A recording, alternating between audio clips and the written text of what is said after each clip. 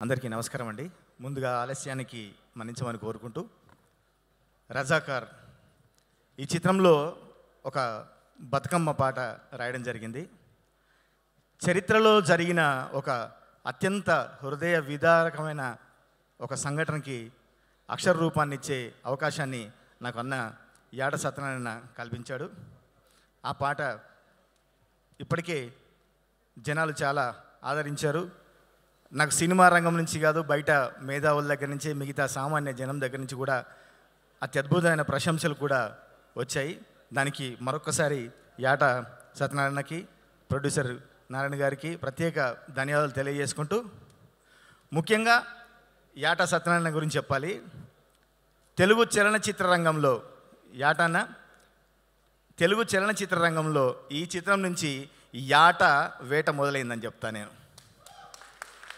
ఎందుకంటే నేను సినిమా రంగంలో అప్పుడే అడుగుపెట్టి నా కెరీర్లో నేను ఇంకా నిలదొక్కున్న టైంలో నుంచి నాకు మంచి మిత్రుడు, అన్న, శ్రేయోభిలాషి, మంచి గైడ్లైన్స్ ఇస్తూ, నాకు అన్న బిఫోర్ మ్యారేజ్ నుంచి ఒక ఫ్రెండు, మంచి గైడ్గా ఉండి అన్ని రకాలుగా నాకు మంచి మంచి సలహాలు ఇచ్చేవాడు.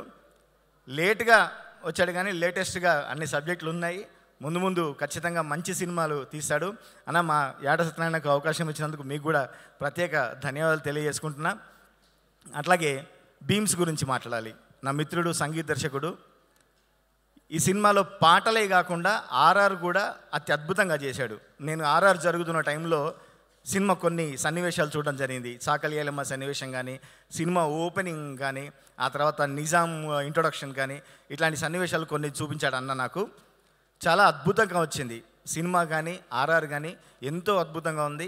దీని గురించి సినిమా రంగం నుంచి ప్రముఖులు చాలామంది నన్ను అడిగిన వారు ఉన్నారు. ఎట్లా వచ్చింది, చాలా ఇంట్రెస్టింగ్ ఉంది, ఫస్ట్ గ్లిమ్స్ దగ్గర నుంచి మన టీజర్, ట్రైలరు, పాటలు ఒక్కొక్కటి అత్యద్భుతంగా ఉన్నాయని చెప్పి చాలామంది పెద్దలు కనుక్కున్నారు.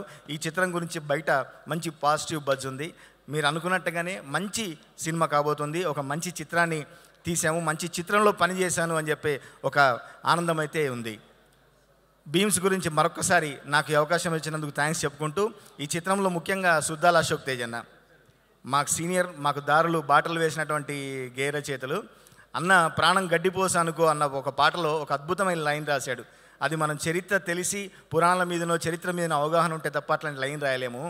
వెనుకటికి ఒకడెవడో వెన్నుముక తీసి 100 అంచుల కత్తి చేసిండట, మనం ఇప్పుడు మన ఆకలిని, మన పేగులను 1000 అంచుల కత్తి చేసి చలో పోరాడదాం పదరా, ప్రాణం గడ్డిపోచ అనుకో అని రాసిండు అన్న.